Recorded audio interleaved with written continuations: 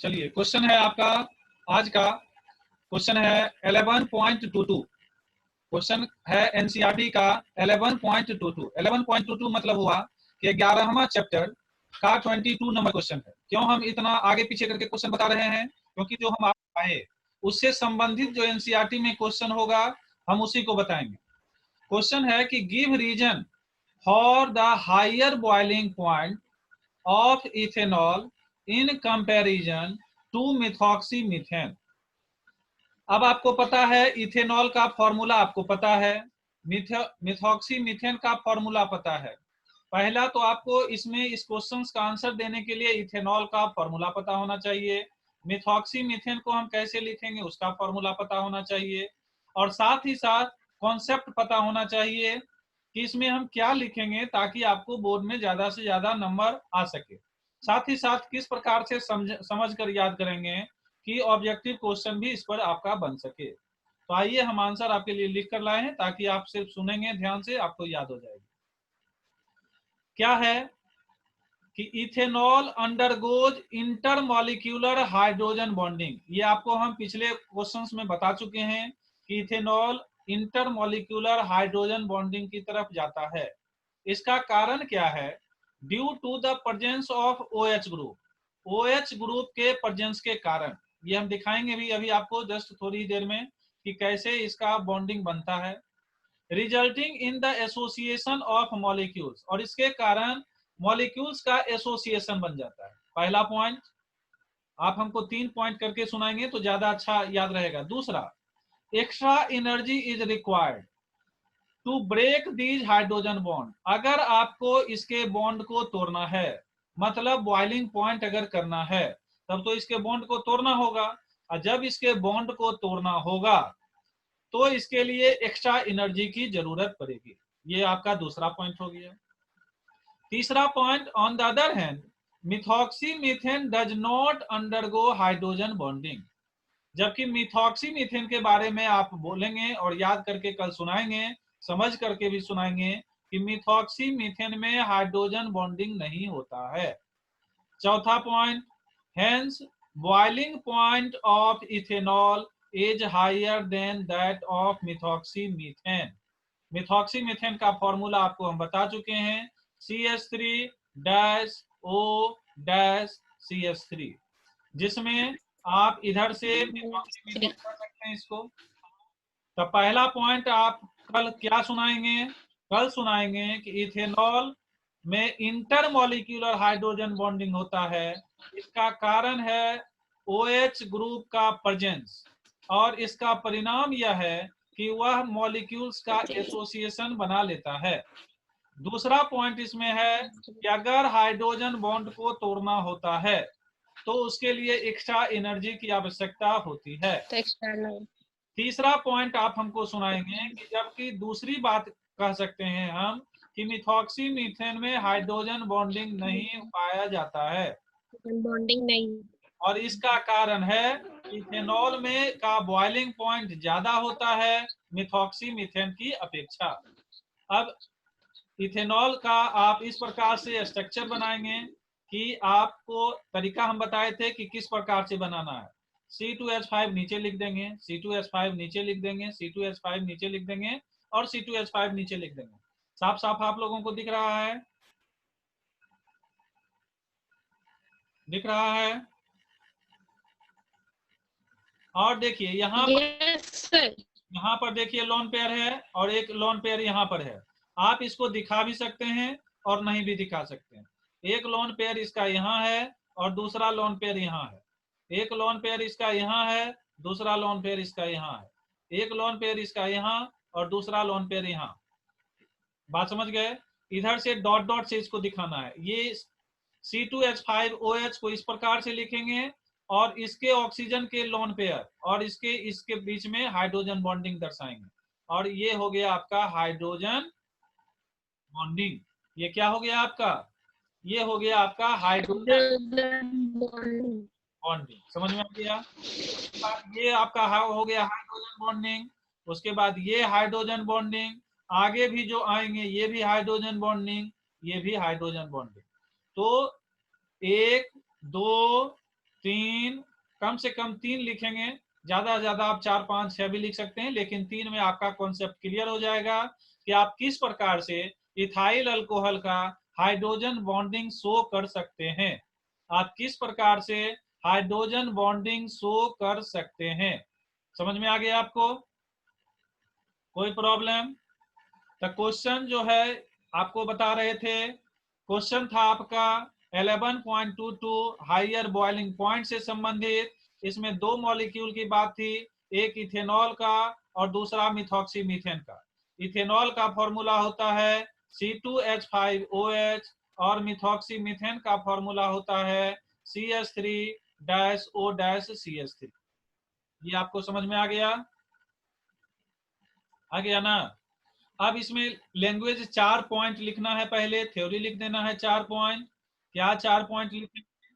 तो इसका लिखना बहुत ही आसान है। पहला पॉइंट लिखेंगे इसमें कि इथेनॉल जो है अंडरगोज इंटरमॉलिक्यूलर हाइड्रोजन बॉन्डिंग होता है। इसका कारण है प्रेजेंस ऑफ OH ग्रुप होता है। इसका कारण एसोसिएशन ऑफ मॉलिक्यूल्स इसमें बनते हैं।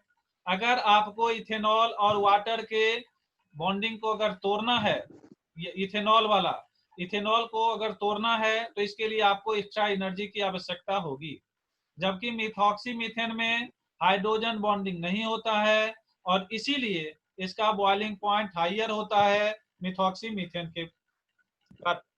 तो इसमें एक पॉइंट इंटरमॉलिक्यूलर हाइड्रोजन बॉन्डिंग आपको याद रखना है, दूसरा प्रेजेंस ऑफ OH ग्रुप याद रखना है, तीसरा एसोसिएशन ऑफ मॉलिक्यूल्स, चौथा एक्स्ट्रा एनर्जी, पांचवा ब्रेक द हाइड्रोजन बॉन्ड। ये इथेनॉल के बारे में। मिथॉक्सी मीथेन के बारे में, मिथॉक्सी मीथेन डज नॉट, यह नहीं होता है अंडरगो हाइड्रोजन बॉन्डिंग और इसीलिए बॉइलिंग पॉइंट इथेनॉल का ज्यादा होता है। इसको आप लिखेंगे किस प्रकार से? इसका जो बॉन्ड बनेगा, इसका बॉन्ड बनेगा आपको इस प्रकार से। कैसे बनेगा? तो यहाँ पर H लिखेंगे, यहाँ पर C2H5 लिखेंगे, यहाँ पर फिर O लिखेंगे, यहाँ पर H लिखेंगे। इस प्रकार से पहले सजा देंगे, दूरी बनाकर, डिस्टेंस बनाकर, और इसमें हाइड्रोजन बॉन्डिंग को आप यहाँ पुट करेंगे। यहाँ पर ये हो गया हाइड्रोजन बॉन्डिंग, ये हो गया हाइड्रोजन बॉन्डिंग, ये हो गया हाइड्रोजन बॉन्डिंग। आगे भी डॉट डॉट कर दिखा देंगे और पीछे भी डॉट डॉट कर दिखा देंगे, बैक में भी और फॉरवर्ड भी। तो इस प्रकार से आपका ये क्वेश्चन का आंसर 100% अब हमको लगता है समझ में आ गया। आ गया समझ में? Yes sir. चलिए, वेरी गुड। तो अगले दिन आप हमको सुनाएंगे इस प्रकार से। अब आइए बॉइलिंग पॉइंट। बॉइलिंग पॉइंट के बारे में अगर लिखना हो, सिर्फ बॉइलिंग पॉइंट अगर आपसे पूछ दिया जाए कि बॉइलिंग पॉइंट बताइए क्या होता है बॉइलिंग पॉइंट, तो आप बताएंगे due to intermolecular hydrogen bonding boiling point of alcohols are higher than hydrocarbon and ether.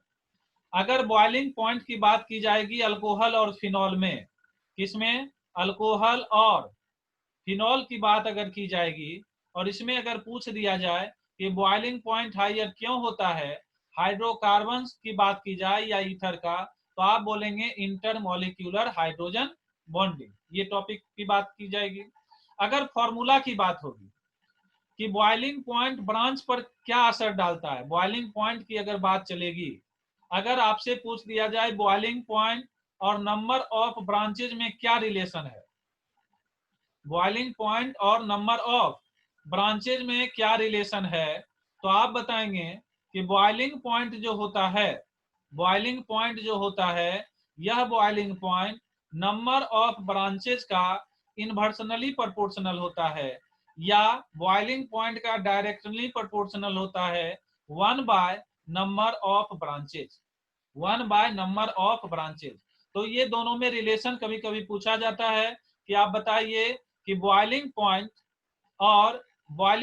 और नंबर ऑफ ब्रांचेज में आप रिलेशन बताइए, तो आप बताएंगे कि बॉइलिंग पॉइंट और नंबर ऑफ ब्रांचेज दोनों एक दूसरे का अपोजिट है। अपोजिट का मतलब ये नीचे है तो ये ऊपर, ये ऊपर है तो ये नीचे।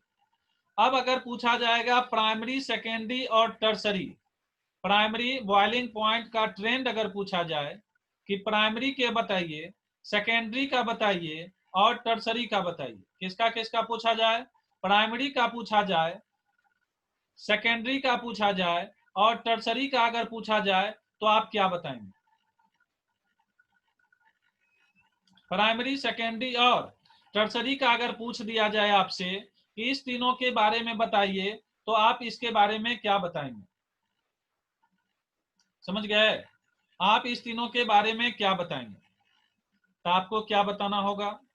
आप बताएंगे कि प्राइमरी, सेकेंडरी और टर्सरी अल्कोहल की बात की जाएगी तो प्राइमरी का ज्यादा होगा, सेकेंडरी का कम होगा और टर्सरी का सबसे कम होगा। तो ऑब्जेक्टिव पॉइंट ऑफ व्यू से आप इस पॉइंट को याद रखेंगे कि प्राइमरी अल्कोहल सबसे ज्यादा, सेकेंडरी अल्कोहल बीच में और टर्सरी अल्कोहल लास्ट में होगा, क्योंकि ब्रांच की बात होगी और ब्रांच आपको अब समझ में आ गया होगा। अब टॉपिक आता है डेंसिटी। अगर डेंसिटी की बात अगर आपसे पूछी जाए अल्कोहल फिनॉल में, तो क्या बताएंगे डेंसिटी पर?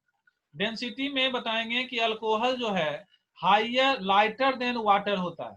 एक कंसेप्ट आपको आप सीख गए कि अल्कोहल लाइटर होता है किससे? वाटर से।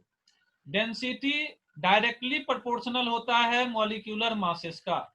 डेंसिटी डायरेक्टली प्रोपोर्शनल होता है मॉलिक्यूलर मास का। डायरेक्टली प्रोपोर्शनल होता है मॉलिक्यूलर मास का। अल्कोहल लाइटर होता है। लाइटर मतलब क्या हुआ? हल्का हुआ कि प्रकाश देने वाला? बोले हल्का। हल्का। Very good, very good. चलिए, तो डेंसिटी के बारे में हम आपको बताना है कि अल्कोहल लाइटर होगा वाटर से। डेंसिटी के बारे में बताना है कि मॉलिक्यूलर मासेस की बात चलेगी। अब आता है नेक्स्ट टॉपिक जिसका नाम है इंटॉक्सिकेटिंग इफेक्ट। इंटॉक्सिकेटिंग इफेक्ट, इस पर ऑब्जेक्टिव क्वेश्चन पूछा जाता है कि इंटॉक्सिकेटिंग इफेक्ट पर क्या पूछा जाता है। पहला पॉइंट है कि मिथेनॉल इज पॉइजनस। मिथेनॉल के बारे में ऑब्जेक्टिव क्वेश्चन दे दिया जाएगा और आपसे पूछा जाएगा, तो मिथेनॉल का नाम आ गया पॉइजनस में। And is not good for drinking purposes.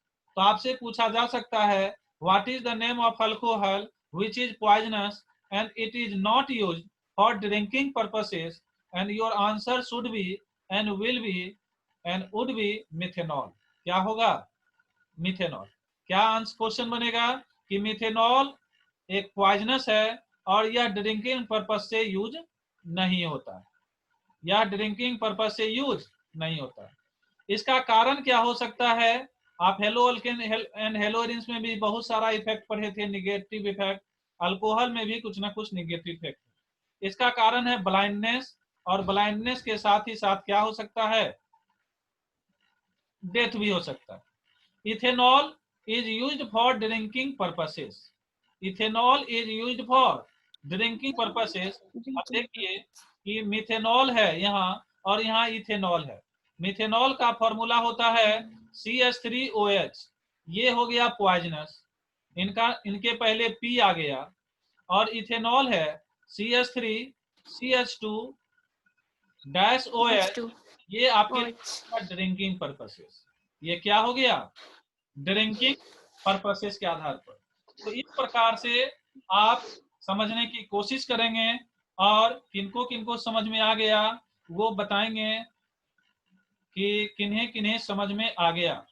अपना अपना नाम लिखेंगे कि किन्हें किन्हें समझ में आ गया। यहाँ पर लिखने के लिए आपके लिए जगह है कि किनको किनको समझ में आया। यहाँ पर लिखें अपना नाम।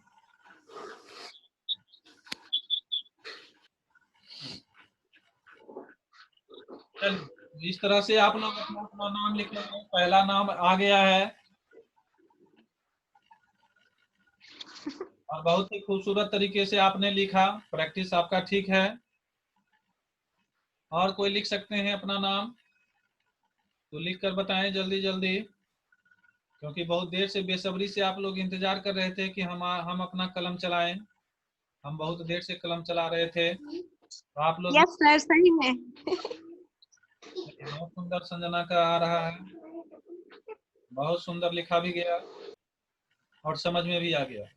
तो आपको तरीका हम बता रहे हैं कि बोर्ड पर हम किस प्रकार से पढ़ाएंगे। एनसीईआरटी का सॉल्यूशंस आपको किस याद कराएंगे। आपको तरीका किस प्रकार से बताएंगे कि किस प्रकार से याद किया जाता है। तो आप लोग याद करने का तरीका सीख गए और संजना को याद भी हो गया। कितने पॉइंट याद हो गए सो देखिए। अभी हम आपको बताए 11 पॉइंट।